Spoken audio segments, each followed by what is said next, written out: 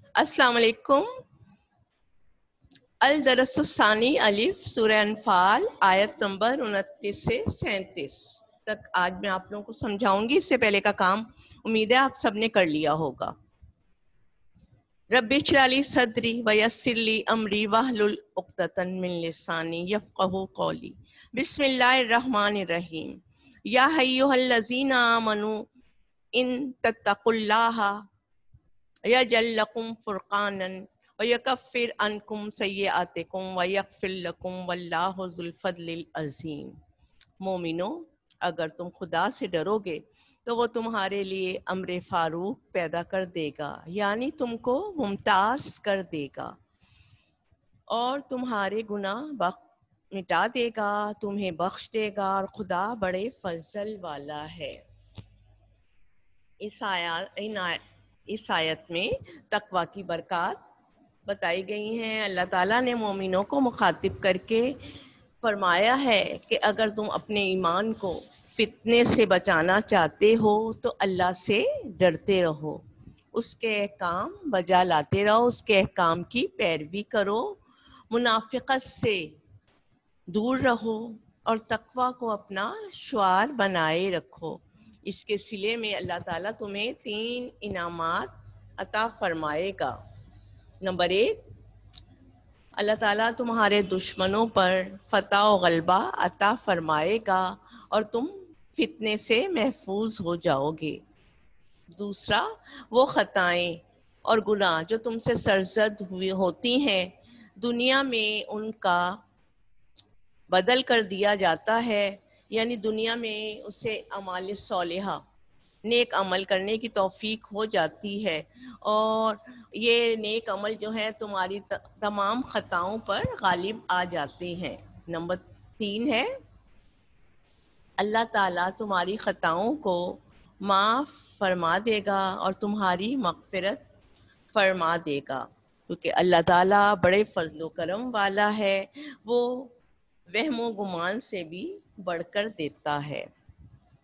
آیت نمبر 30 دیکھیے بیٹا، صفحہ نمبر 21 ہے۔ وَإِذْ يَمْكُرُ بِكَ الَّذِينَ كَفَرُوا لِيُثْبِتُوكَ أَوْ يَقْتُلُوكَ أَوْ يُخْرِجُوكَ وَيَمْكُرُونَ وَيَمْكُرُ اللَّهُ وَاللَّهُ خَيْرُ الْمَاكِرِينَ۔ اور اے محمد صلی اللہ علیہ وسلم، اس وقت کو یاد کرو جب کافر لوگ تمہارے بارے میں چال چل رہے تھے کہ تم کو قید کر دیں یا جان سے مار ڈالیں یا وطن سے نکال دیں، تو ادھر تو وہ چال چل رہے تھے اور ادھر خدا چال چل رہا تھا، اور خدا سب سے بہتر چال چلنے والا ہے۔ اس آیت میں بتایا گیا ہے کہ حضور صلی اللہ علیہ وسلم کے خلاف جو دارالندوہ میں سازشیں ہو رہی تھیں ان کے بارے میں بتایا گیا ہے۔ یہ آیت مدینہ میں نازل ہوئی جب حضرت صلی اللہ علیہ وسلم مکہ سے ہجرت کر کے مدینہ آ چکے تھے۔ اس میں اللہ تعالیٰ نے مکہ معظمہ کے قیام کی وہ سازش یاد دلائی ہے جو مشرکین مکہ آپ صلی اللہ علیہ وسلم کے خلاف کر رہے تھے۔ سرداران مکہ جو تھے دارالندوہ میں جمع ہو کر آپ صلی اللہ علیہ وسلم کے بارے میں مشورہ کر رہے تھے۔ کسی نے رائے دی کہ آپ صلی اللہ علیہ وسلم کو قید کر دیا جائے، کسی نے کہا کہ آپ صلی اللہ علیہ وسلم کو نعوذ باللہ قتل کر دیا جائے، اور کسی کا مشورہ یہ تھا کہ آپ کو جلا وطن کر دیا جائے۔ یہ وہ باتیں تھیں، وہ تدبیریں تھیں جو کہ دارالندوہ میں زیر بحث تھیں، لوگ ان پر مشورہ کر رہے تھے۔ ادھر اللہ تعالیٰ نے بھی ان کے مکر و فریب کو اور آپ صلی اللہ علیہ وسلم کو دشمنوں سے محفوظ رکھنے کے لیے اپنی تدبیریں کر رہا تھا۔ اللہ تعالیٰ سب سے بہتر تدبیر کرنے والا ہے، اس کے آگے کسی کا بھی کوئی منصوبہ نہیں چل سکتا۔ تو اللہ تعالیٰ نے اپنی تدبیر سے دشمن کے تمام منصوبے خاک میں ملا دیے اور حضرت صلی اللہ علیہ وسلم کو دشمن کے شر سے، دشمن کے ظلم سے بچا کر بحفاظت مدینہ منورہ پہنچا دیا تھا۔ آیت نمبر 31 اور 32۔ وَإِذَا تُتْلَى عَلَيْهِمْ آيَاتُنَا قَالُوا قَدْ سَمِعْنَا لَوْ نَشَاءُ لَقُلْنَا مِثْلَ هَذَا إِنْ هَذَا إِلَّا أَسَاطِيرُ الْأَوَّلِينَ وَإِذْ قَالُوا اللَّهُمَّ إِنْ كَانَ هَذَا هُوَ الْحَقُّ مِنْ عِنْدِكَ فَأَمْطِرْ عَلَيْنَا حِجَارَةً مِنَ السَّمَاءِ أَوْ ائْتِنَا بِعَذَابٍ أَلِيمٍ۔ اور جب ان کو ہماری آیتیں پڑھ کر سنائی جاتی ہیں تو کہتے ہیں کہ یہ کلام ہم نے سن لیا، اگر ہم چاہیں تو اسی طرح کا کلام ہم بھی کہہ دیں، اور یہ ہے ہی کیا صرف اگلے لوگوں کی حکایتیں ہیں۔ اور جب انہوں نے کہا اے خدا اگر یہ قرآن تیری طرف سے برحق ہے تو ہم پر آسمان سے پتھر برسا یا کوئی اور تکلیف دینے والا عذاب بھیج۔ یہ آیتیں جو ہیں نضر بن حارث، نوٹ کر لیجئے گا بیٹا، نضر بن حارث کے بارے میں نازل ہوئی ہے۔ یہ شخص دارالندوہ میں جو سازش ہو رہی تھی ہمارے پیارے نبی صلی اللہ علیہ وسلم کے خلاف، تو اس سازش میں یہ شخص شریک تھا، تجارت پیشہ تھا، مختلف ممالک کے تجارتی سفر میں اس کو یہود و نصارہ کی کتابیں اور ان کی عبادتیں دیکھنے کا بار بار اتفاق ہوتا تھا۔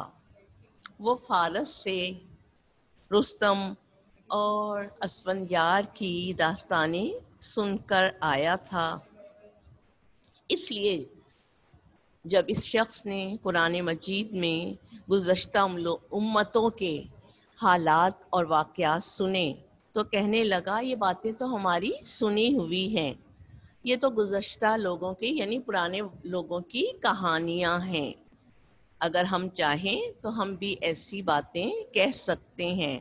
یہ شخص نضر بن حارث جہاں بھی بیٹھتا لوگوں کو جھوٹ کے ساتھ اور مبالغہ آرائی کے ساتھ رستم اور اسفندیار کے قصے سناتا تھا، اور یہود و نصارہ کی جو عبادتیں اور جو کتابیں اور جو حالات اور واقعات وہ بیان کرتا تھا اور لوگوں سے کہتا تھا، یہ واقعات بھی ایسے ہی ہیں جیسے محمد صلی اللہ علیہ وسلم تمہیں سناتے ہیں، اگر میں چاہوں تو میں بھی ایسا ہی کلام بنا لوں۔ بعض لوگوں نے اس سے کہا کہ اگر تم قرآن جیسا کلام کہہ سکتے ہو تو پھر کہتے کیوں نہیں، جبکہ قرآن شریف ساری دنیا کے لوگوں کو چیلنج دے چکا ہے کہ آج تک کوئی بھی انفرادی اور اجتماعی طور پر ایک چھوٹی سی صورت بھی قرآن کریم کے مقابلے میں پیش نہیں کر سکا اور نہ قیامت تک کوئی پیش کر سکے گا۔ قرآن شریف اپنا یہ چیلنج آج سے 1400 سال پہلے دنیا کے کفار اور مشرکین کو دے چکا ہے۔ جب صحابہ کرام رضی اللہ نے نضر بن حارث کے سامنے اللہ تعالیٰ کے کلام کا حق ہونا بیان کیا تو وہ اپنے غلط مذہب پر اس کو پختگی دکھانے کے لیے کہنے لگا کہ اے اللہ اگر یہ قرآن پاک آپ کی طرف سے نازل ہوا ہے، صحیح ہے اور برحق ہے تو ہم پر آسمان سے پتھر برسا دے جس طرح تو نے اصحاب فیل پر برسائے تھے، یا پھر کوئی اور دردناک عذاب ہم پر نازل کر دے۔ یعنی جب پہلے تو وہ یہی کہنے لگا نضر بن حارث کہ یہ تو پرانے وقتوں کی حکایتیں اور کہانیاں ہیں۔ میں تو کیونکہ وہ شخص تجارت پیشہ تھا، جگہ جگہ جاتا تھا، اس لیے اس نے یہود و نصارہ کی باتیں بھی دیکھ رکھی تھی، ان کی کتابیں بھی دیکھ رکھی تھی، تو اس نے کہا میں بھی ایسا کلام پیش کر سکتا ہوں، بنا سکتا ہوں۔ تو لوگوں نے کہا کہ بھائی آپ لکھ کے بتائیے اگر ایسا کلام لکھ سکتے ہیں، لیکن ایسا کلام قرآن پاک کا دعویٰ ہے، چیلنج ہے کہ کوئی بھی نہیں بنا سکتا۔ تو وہ جب ایسا نہیں کر سکا تو پھر اس نے کہا کہ اللہ تعالیٰ اگر یہ کلام برحق ہے تو ہم پر عذاب نازل کر، ہم پر پتھر برسا دے، جیسا تو نے اصحاب فیل پر برسائے تھے، یا کوئی بھی دردناک عذاب ہم پر نازل کر لے۔ آیت نمبر 33، وَمَا كَانَ اللَّهُ لِيُعَذِّبَهُمْ وَأَنْتَ فِيهِمْ وَمَا كَانَ اللَّهُ مُعَذِّبَهُمْ وَهُمْ يَسْتَغْفِرُونَ، اور خدا ایسا نہ تھا کہ جب تک تم ان میں تھے انہیں عذاب دیتا، اور نہ ایسا تھا کہ وہ بخشش مانگیں اور انہیں عذاب دے۔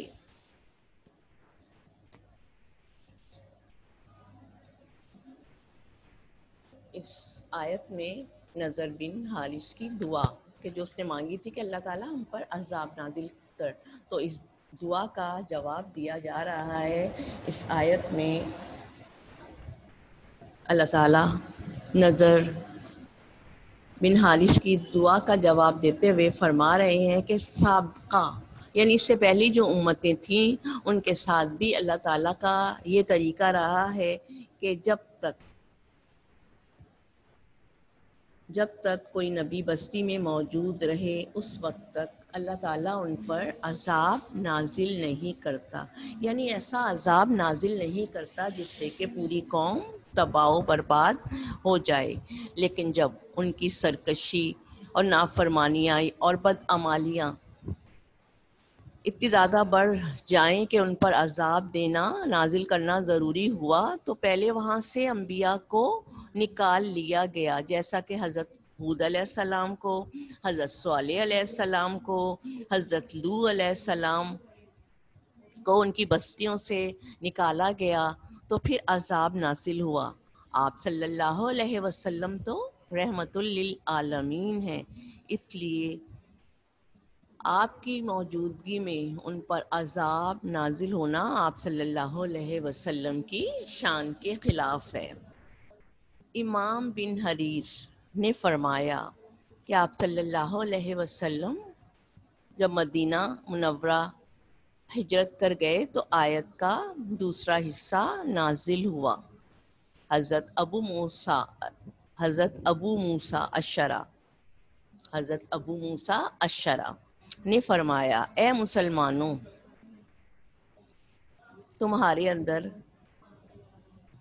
تمہیں اللہ تعالیٰ کے دنوی عذاب کے محفوظ رہنے کے دو سبب ہیں، ایک تو رسول اللہ صلی اللہ علیہ وسلم کی موجودگی، اور دوسرا تمہارا استغفار کرتے رہنا۔ جب ہمارے پیارے نبی اس دنیا سے تشریف لے گئے، اور استغفار کا سلسلہ جو کہ قیامت تک تمہارے اندر باقی رہے گا، اور اس لیے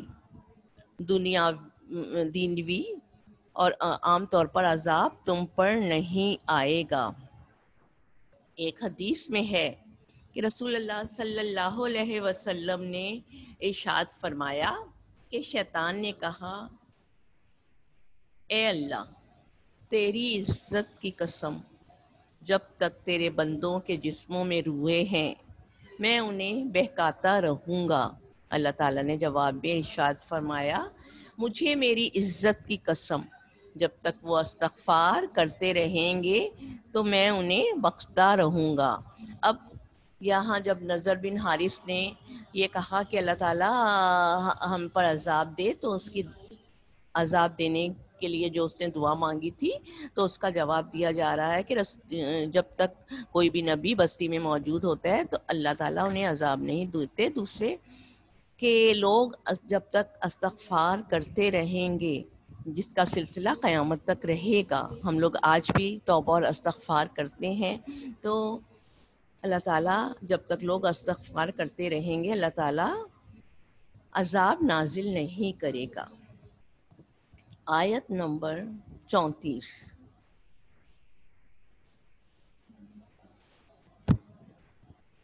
وما لہم اللہ یعذبہم اللہ وہم یصدون عن المسجد الحرام وما كانوا اولیاء الا المتقون ولکن اکثرهم لا یعلمون. اور اب ان کے لیے کون سی وجہ ہے کہ وہ انہیں عذاب نہ دے جبکہ وہ مسجد محترم میں نماز پڑھنے سے روکتے ہیں. وہ اس مسجد کے متولی بھی نہیں ہیں، اس کے متولی تو صرف پرہیزگار ہیں، لیکن ان میں اکثر نہیں جانتے.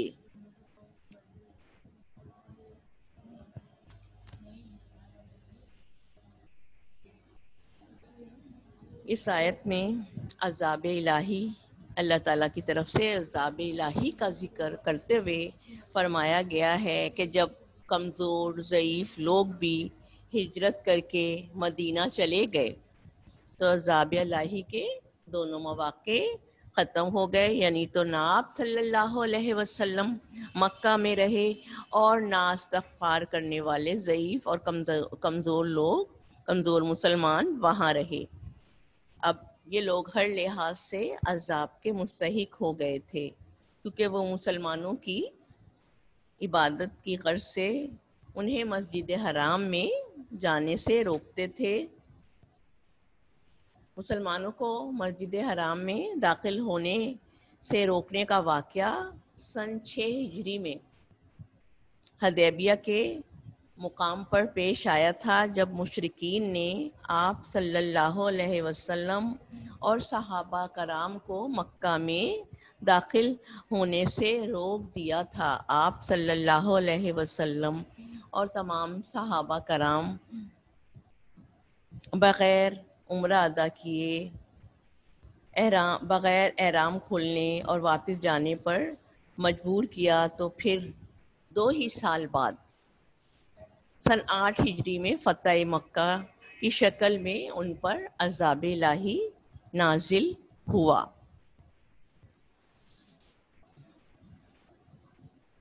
آیت نمبر 34 اور 35.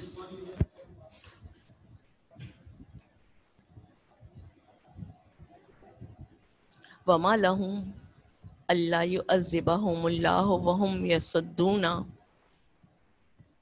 عن المسجد الحرام وما كانوا اولیاء ان اولیاء الا المتقون ولکن اکثرهم لا یعلمون.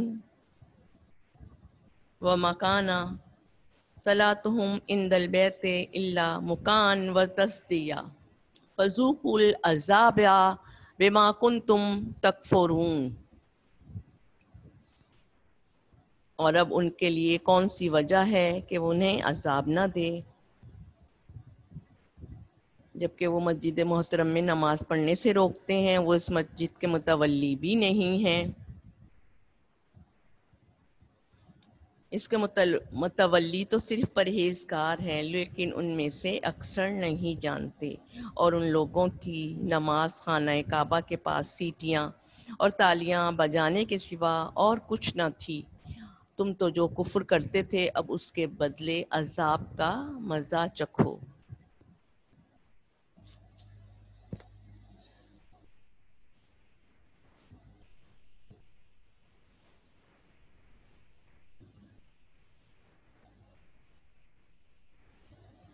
اس آیت میں اس بات کا ذکر کیا گیا ہے کہ کفار اور مشرکین جو اپنے آپ کو مسجد الحرام کا متولی سمجھتے تھے، متولی کے معنی ہے انتظام کرنے والا اور نگراں، وہ اپنے آپ کو مسجد الحرام کا انتظام کرنے والے اور نگراں سمجھتے تھے، اور مومنوں کو جو حقیقتاً اس کی تولیت کے مستحق ہیں، تولیت سربراہی اور انتظام کرنے والے یا نگراں، تو مومنوں کو جو کہ اس کی نگرانی کرنے والے تھے، اس کا انتظام کرنے والے تھے، وہ ان کو اس کی زیارت سے اور اس میں طواف اور عبادت کرنے سے روکتے ہیں. لیکن حقیقت میں یہ لوگ نجس ہیں، گندے ہیں، کیونکہ یہ اس قابل ہی نہیں ہیں کہ ان کو بیت اللہ جیسی پاکیزہ اور مقدس جگہ کی نگرانی کرنے والا بنایا جائے۔ مسجد الحرام کا متولی، اس کی نگرانی کرنے والا، انتظام کرنے والا تو وہی شخص ہو سکتا ہے جو اپنے آپ کو کفر اور شرک اور اللہ تعالیٰ کی نافرمانی سے بچائے رکھتا ہے۔ لیکن ان میں سے اکثر لوگ یہ جانتے ہی نہیں ہیں کہ ان کی سربراہی کا، اس کی نگرانی کا ان کا حق نہیں ہے۔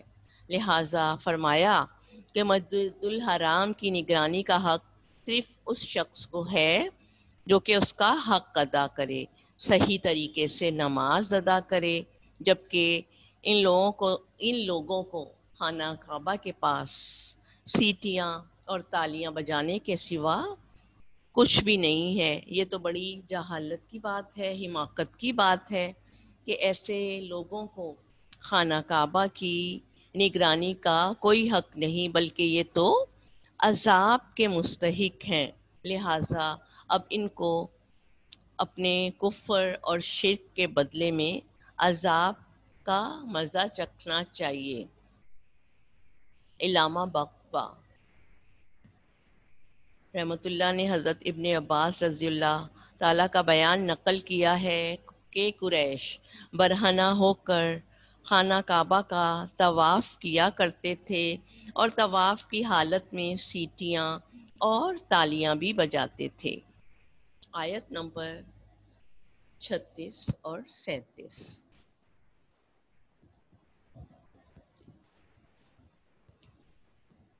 ان الذین کفروا ينفقون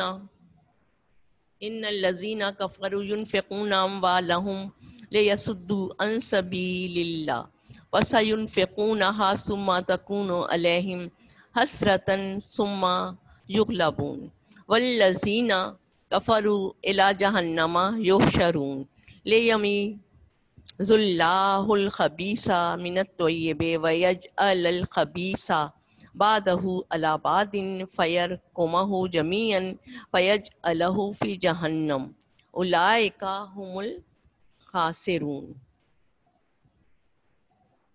جو لوگ کافر ہیں اپنا مال خرچ کرتے ہیں کہ لوگوں کو خدا کے راستے سے روکیں، سو ابھی اور خرچ کریں گے، مگر آخر وہ خرچ کرنا ان کے لیے موجب افسوس ہوگا، وہ مغلوب ہو جائیں گے اور کافر لوگ دوزخ کی طرف ہانکے جائیں گے تاکہ خدا ناپاک کو پاکی سے الگ کر دے اور ناپاک کو ایک دوسرے پر رکھ کر ایک ڈھیر بنا دے، پھر اس کو دوزخ میں ڈال دے۔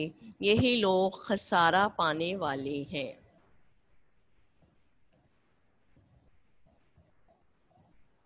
اس میں اللہ تعالیٰ نے، ان آیات میں اللہ تعالیٰ نے بتایا کہ دعوت اسلام میں جو لوگ مال خرچ کرتے ہیں یعنی کفار اور مشرکین کا حال بتایا ہے کہ لوگوں کو حق کے راستے سے روکنے کے لیے، حق پر چلنے سے روکنے کے لیے یہ لوگ خوب روپیہ پیسہ خرچ کر رہے ہیں اور خرچ کرتے ہی رہیں گے، لیکن ان کا یہ سب مال ضائع ہو جائے گا اور ان کا سب مال ضائع ہو کر دنیا میں ہی ان کے لیے ندامت اور حسرت کا باعث ہو جائے گا، کیونکہ مال بھی جائے گا اور ان کا مقصد بھی حاصل نہ ہو سکے گا۔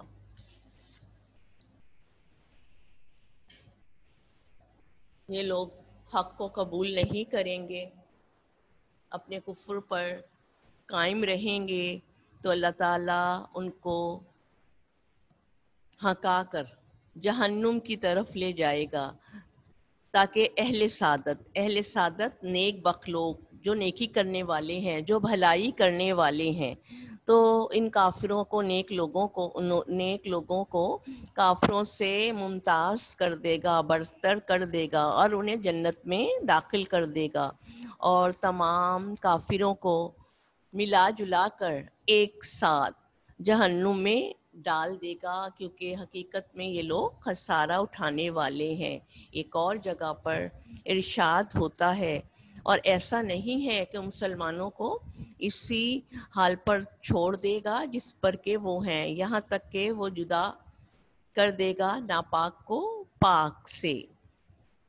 یہاں دوسری آیت میں ناپاک سے مراد یا تو کافر اور مومن ہے، اور یا ناپاک سے مراد وہ مال ہے جو کفار نے رسول صلی اللہ علیہ وسلم کی دشمنی میں خرچ کیا تھا، اور پاک سے مراد وہ مال ہے جو مسلمانوں نے رسول اللہ صلی اللہ علیہ وسلم کی مدد میں صرف کیا تھا، خرچ کیا تھا۔ بیٹا یہ تو سبق تھا آج آپ لوگوں کا الدرس الاول، الدرس الثانی اول، سورہ انفال کی آیات نمبر 29 سے 37 تک تھیں۔ اب بیٹا اب آپ نے پریزنٹیشن کیسے کرنی ہے دیکھیے گا، یہ میں نے پریزنٹیشن کی ہوئی ہے 27 جولائی 2020 تاریخ ڈالیے گا، پیر ہے 27 جولائی 2020۔ سورہ انفال الدرس الثانی الف، سورہ انفال آیات 29 سے 27۔ پھر اس کے بعد جیسا کہ آپ الکلمات التراکیب لکھتے ہیں اسی طرح سے الکلمات التراکیب آپ لوگ لکھیں گے۔ پھر آپ التمارین کی ہیڈنگ ڈالیں گے، السوال الاول لکھیں گے۔ اس سبق میں تقویٰ کے کیا انعامات بیان ہوئے ہیں، تو متقیوں کے انعامات بتائے گئے ہیں، یہ آپ نے کام کرنا ہے۔ السوال الثانی آپ کا یہ ہے وَإِذْ يَمْكَرُ بِكَ الَّذِينَ كَفَرُوا میں کس واقعے کی طرف اشارہ ہے، تو پھر اس کا جواب لکھنا ہے۔ السوال الثالث ہے کفار کے مطالبے کے باوجود اللہ تعالیٰ نے ان پر عذاب کیوں نہ نازل کیا، اس کا جواب بھی آپ کو نظر آ رہا ہے، یہ آپ نے کرنا ہے۔ اس کے بعد السوال الرابع ہے آپ کا آیات کے ترجمے لکھنے ہیں، یہ تمام کام آپ نے ابھی کرنا ہے، میں آپ لوگوں کو گروپ میں سینڈ کر دوں گی۔ یہ تمام کام جو کہ آپ کا آج کا ہے ساتھ ساتھ کام کرتے جائیے بیٹا، اور اس کے بعد اس کو ساتھ ساتھ یاد بھی کرتے جائیے۔